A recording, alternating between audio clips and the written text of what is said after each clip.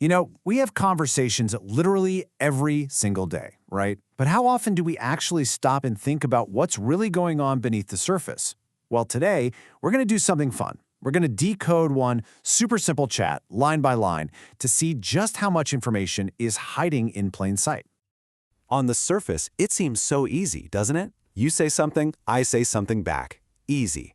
But what's actually happening under the hood? I mean, how do our brains connect the dots, pull out information, and even make deductions, sometimes in just a matter of seconds? That's the exact puzzle we're going to unpack today. So, how do you even start a conversation, especially with a stranger? Well, it's all about finding a bridge. You need that first little piece of common ground to connect two people. And usually, that's something we all share, something totally universal that everyone's experiencing in that exact moment, like, say, the weather. All right, let's see how this actually works. Our little conversation kicks off with what we can call a universal opener. It's a way of saying, hey, we're sharing this reality. This is the foundation, and everything else gets built right on top of it. And boom, there it is. The perfect classic opener. The weather. It's totally neutral, it's safe, and it affects pretty much everyone standing right there. It's basically an open invitation that says, hey, you feel this too, right? We're in this together. And what happens? We get an immediate agreement. Now that simple yes, it's actually a huge deal. It's not just a comment about the temperature. It's a social signal. It says, yep, I hear you, I agree with you, and I'm open to keeping this thing going. Just like that, a tiny connection has been made. Okay, so they've connected. But right on the heels of that, something kind of weird happens.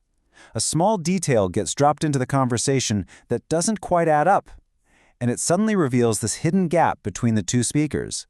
Let's see what it is. So the first person throws out a specific number to back up what they're saying, 25 degrees. To them, that's a clear, objective fact that means one thing. It's cold. Seems straightforward enough, right? Just wait. And here's where it gets really interesting. The other person's response just throws a total wrench in the works. They have to translate the number, and their translation is minus something. Hold on a sec. How is that possible?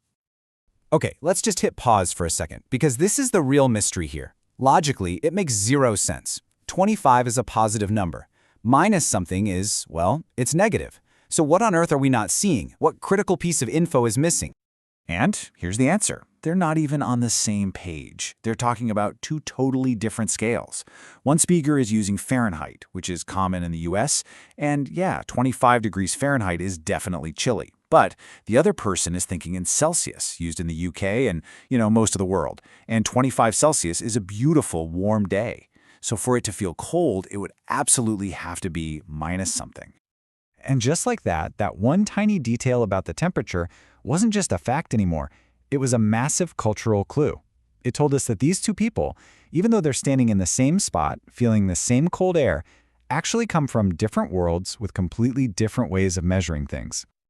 Okay, so speaker number one has cracked the code. They know there's a cultural difference at play.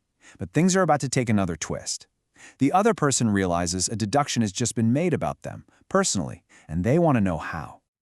And this is such a great question, right?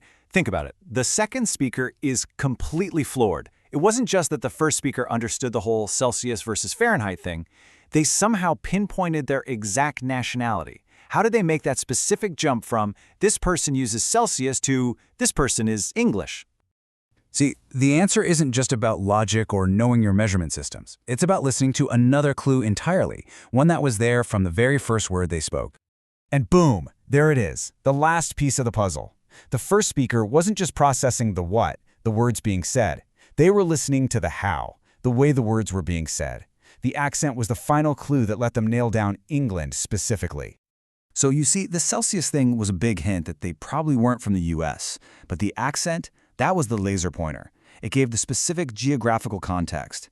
It's just a powerful reminder that we're communicating on so many levels at once. The words themselves and the music they make. Both carry a ton of information. All right, so let's zoom back out for a minute. What does this tiny 30-second chat really teach us? What's the big takeaway from all this decoding of simple small talk?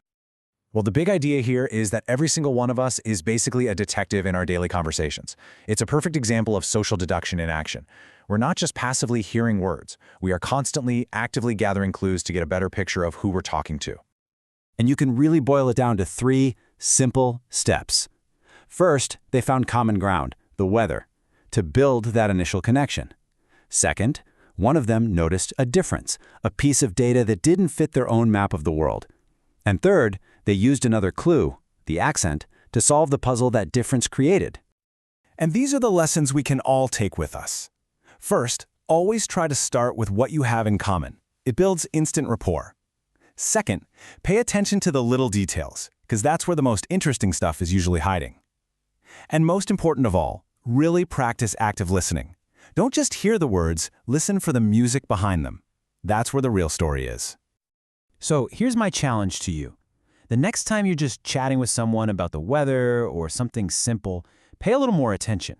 You might be totally surprised by all the layers of culture, background, and personality hiding right there. What clues are you giving away, and what clues are you picking up on?